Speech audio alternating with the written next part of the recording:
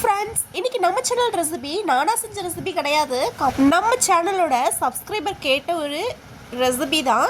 என்னன்னா ஒரு சுவையான ஒரு பால் பாயாசம் அருமையாக எப்படி செய்கிறதுன்னு பார்த்துடலாம். நெக்ஸ்ட்டு வீடியோவில் என்ன ரெசிபி போடலாம் அப்படிங்கிறதையுமே நீங்கள் கமெண்டில் சொல்லுங்கள். என்னோடய சேனல் உங்களுக்கு பிடிச்சிருந்துச்சுன்னா ரெகுலராக பார்க்குறீங்கன்னா சப்ஸ்கிரைப் பண்ணாதவங்களாக இருந்தால் சப்ஸ்கிரைப் பண்ணிட்டு பாருங்கள். நான் ரெகுலராக ஒவ்வொரு ரெசிபியை அப்லோட் பண்ணுறேன். நீங்களும் உங்கள் வீட்டில் செஞ்சு அசத்துங்க. இந்த சேனல் எண்டு ஸ்க்ரீன்லேயுமே ரெசிபிஸ் ஆட் பண்ணுறேன், போய் விசிட் பண்ணி பாருங்கள். வாங்க வீடியோக்குள்ளே போகலாம்.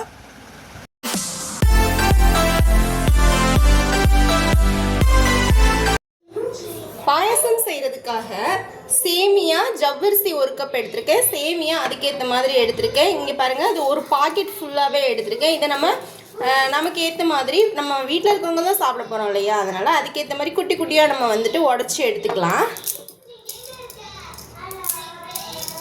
உடச்சி இதே மாதிரி பவுலில் ஒரு அரை கப் வர்ற அளவுக்கு எடுத்துக்கலாம். சரிங்களா?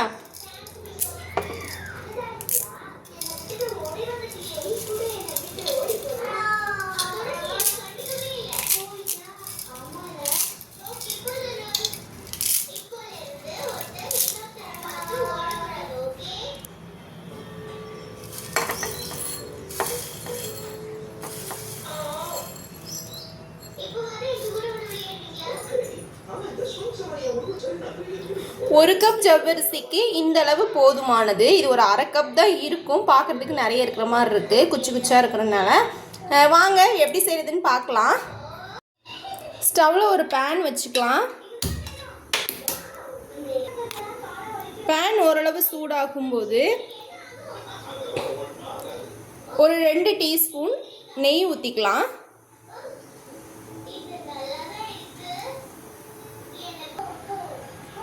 நெய் ஹீட் ஆனதுக்கப்புறமா ஒரு பீஸ் தேங்காய் குட்டி குட்டியாக கட் பண்ணி சேர்த்துருக்கேன். இது நல்லாவே பொன்னிறமாக வர்ற அளவுக்கு நம்ம வறுத்து விட்டுக்கலாம்.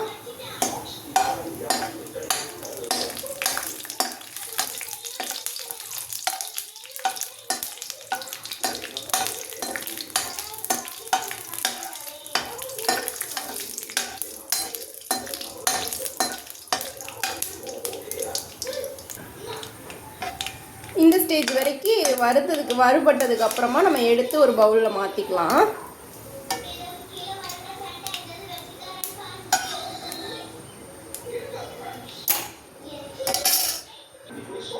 அதே நெய்யில் 3 முந்திரி பருப்பு சேர்த்துக்கலாம்.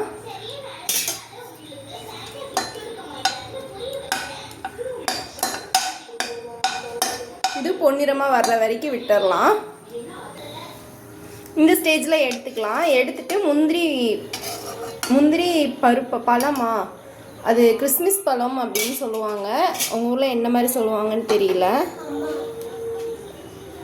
அதையும் சேர்த்துக்கலாம்.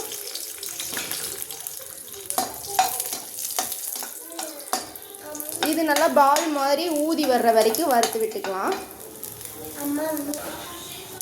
இந்த ஸ்டேஜில் இதையும் எடுத்து வச்சுக்கலாம். எல்லாத்தையுமே ஒன்றாவே வறுத்து வச்சதெல்லாமே ஒன்றாவே எடுத்து வச்சுக்குவோம். அதே நெய்யில் நம்ம எடுத்து வச்சோம் இல்லையா சேமியா, அந்த சேமியாவே எடுத்து வறுத்து எடுத்துக்கலாம்.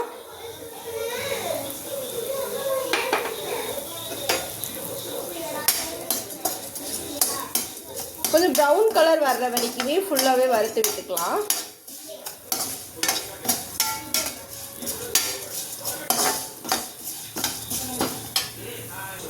இந்த ஸ்டேஜில் எடுத்து பவுலில் மாற்றிக்கலாம். ப்ரௌன் கலரில் வந்துருச்சு. இதுக்கு மேலே ப்ரௌன் கலரில் வந்தால் ஒரு மாதிரி கருகுன மாதிரி ஆயிரும். அதெல்லாம் ஃபுல்லாகவே எடுத்து வச்சுட்டு அதே நெய்யில் தேவைப்பட்டால் கொஞ்சமாக நம்ம நெய் ஊற்றிக்கலாம். இல்லைன்னா அதில் நெய் இருக்குது அப்படிங்கிற பட்சத்தில் அதுலேயே நம்ம ஜவ்வரிசியுமே போட்டு வறுத்துக்கலாம்.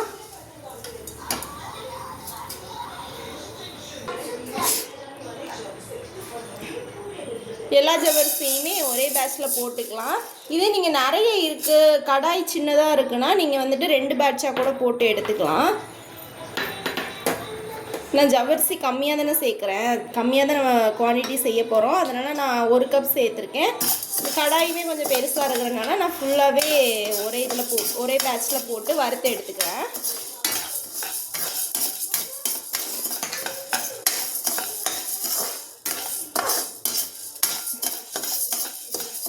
ஜவ்வரிசியெல்லாம் வந்துட்டு ப்ரௌனிஷாலாம் வர வேணாம், ஒரு மாதிரி கண்ணாடி பதம் வரும் இல்லையா, அந்த இதில் நம்ம தண்ணி ஊற்றி ஜவ்வரிசியை அப்படியே வேக வச்சுக்கலாம். நம்ம வந்துட்டு இந்த ப்ராசஸ் எல்லாமே தனித்தனியாக பண்ணுறதா இருந்தால் பண்ணலாம். பட் தனித்தனியாக பண்ணுனா நிறைய பாத்திரம் செலவாகும். அதனால் நான் ஃபஸ்ட்டே எல்லாத்தையும் வறுத்து எடுத்துக்கிட்டு கடைசியாக நம்ம ஜவ்வரிசியை வேக வைப்போம் அப்படின்னு சொல்லிட்டு இந்த ஒரு மெத்தட் பண்ணுறேன். நீங்களும் ட்ரை பண்ணி பாருங்கள், பாத்திரம் அவ்வளோவா செலவாகாது.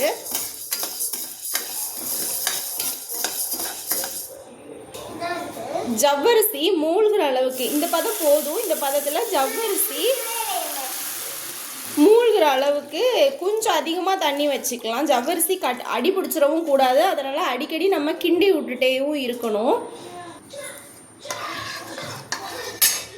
கொஞ்சம் அதிகமாக தண்ணி இருந்தாலும் தப்பு இல்லை, அதுக்காக ரொம்ப தண்ணி ஊற்றிட வேண்டாம். ஜவ்வரிசி கொஞ்சம் ரொம்ப ஜவ்வரிசி மேலே இல்லாமல் கொஞ்சம் ஒரு டம்ளர் எக்ஸ்ட்ராவே ஊற்றிக்கலாம். அதுக்காக செம்பு கணக்கிலலாம் ஊற்றிடாதீங்க, பாயாசம் தண்ணி மாதிரி இருக்கும், அது டேஸ்ட்டே தெரியாது.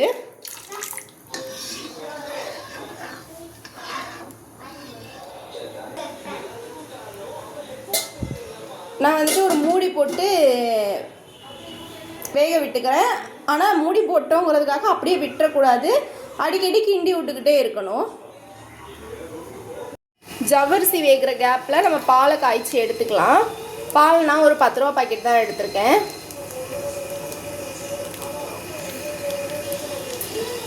ஒரு கப் ஜவ்வரிசிக்கு 1 பாக்கெட் பால் போதுமானதாக தான் இருக்கும். தண்ணி எதுவும் சேர்க்காம நம்ம காய்ச்சி எடுத்துக்கணும்.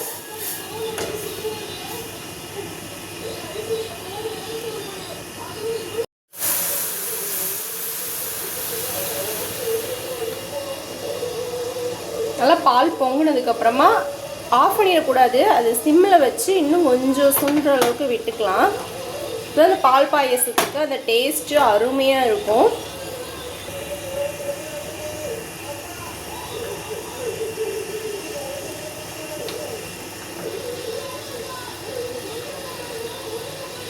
ஒரு 5 நிமிஷம் சிம்மில் விட்டுட்டு ஸ்டவ்வை ஆஃப் பண்ணிக்கலாம்.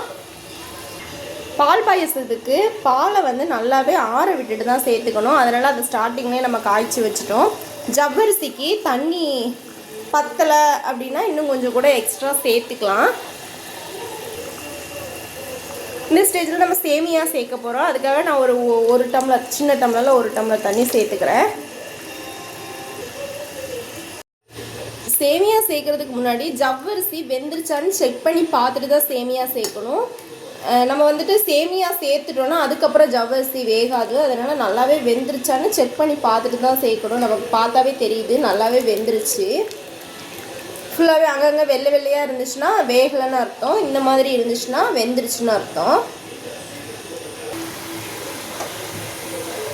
இந்த ஸ்டேஜில் சேமியா சேர்த்துக்கலாம்.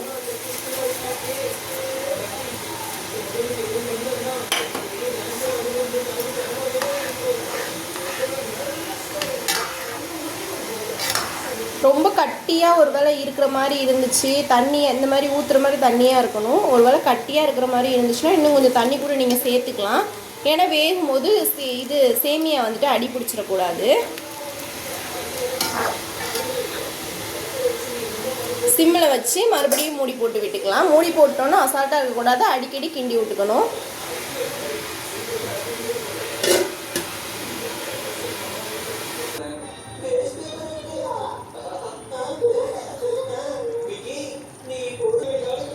மூடி போட்டு ஒரு 5 மினிட்ஸ் கழித்து வந்துட்டு கிண்டி விட்டுக்கலாம். நான் வந்துட்டு மூடி போட்டு ஒரு 15 நிமிஷத்துக்கு அப்புறமா சிம்மில் வச்சு பார்த்தா நல்லாவே வெந்துருந்துச்சு. சேமியாலாம் பாருங்கள் சூப்பராக வெந்துருந்துச்சு.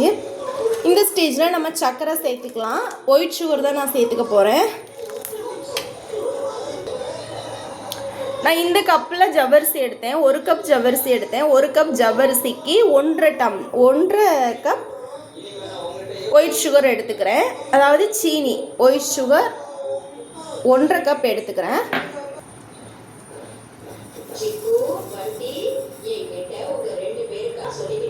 நல்லாவே கிண்டி விட்டுக்கலாம். நம்ம சேமியா சேர்த்ததுக்கு அப்புறம் வந்துட்டு நம்ம லிமிட்டாக தான் தண்ணி ஊற்றணும்.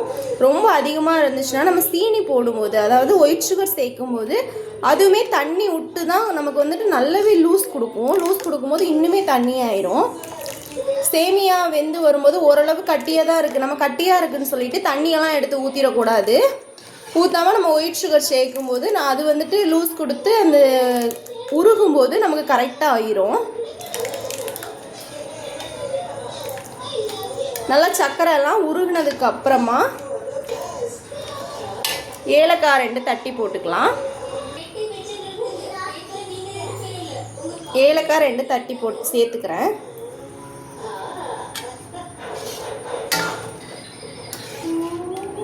சுகர் நல்லா கரைஞ்ச உடனே நல்லா தண்ணி ஆயிடுச்சு, பார்த்தாலே தெரியும்.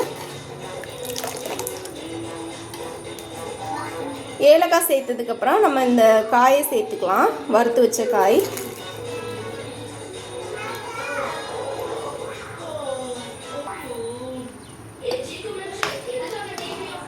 ஃபுல்லாகவே நல்லா மிக்ஸ் பண்ணிவிட்டு நம்ம ஃபஸ்ட்டே வந்துட்டு பால் காய்ச்சி ஆற வச்சுருந்தோம் இல்லையா, அந்த பாலை ஃபுல்லாகவே சேர்த்துக்கலாம். பால் வந்துட்டு ஒரு திருத்தம் 98% நமக்கு பாயாசம் கிடச்சிருச்சு அப்படிங்கிற பட்சத்தில் தான் ஸ்டவ் ஆஃப் பண்ணிவிட்டு பாலை சேர்க்கணும். பாருங்கள், சூப்பரான ஒரு டேஸ்டியான ஒரு பாயாசம் ரெடி ஆயிடுச்சு. ரொம்ப சுவையாக இருக்கும். கண்டிப்பாக நீங்களும் உங்கள் வீட்டில் ட்ரை பண்ணி பாருங்கள். இந்த மாதிரி ஈஸியான டேஸ்டியான ரெசிபிக்கு என்னோடய சேனலை சப்ஸ்கிரைப் பண்ண மறந்துடாதீங்க. கடைசியாக நம்ம தேவைப்பட்டால் நமக்கு நெய் ஃப்ளேவர் ரொம்ப பிடிக்கும் அப்படிங்கிற பட்சத்தில் 1 ஸ்பூன் நெய் சேர்த்துக்கலாம்.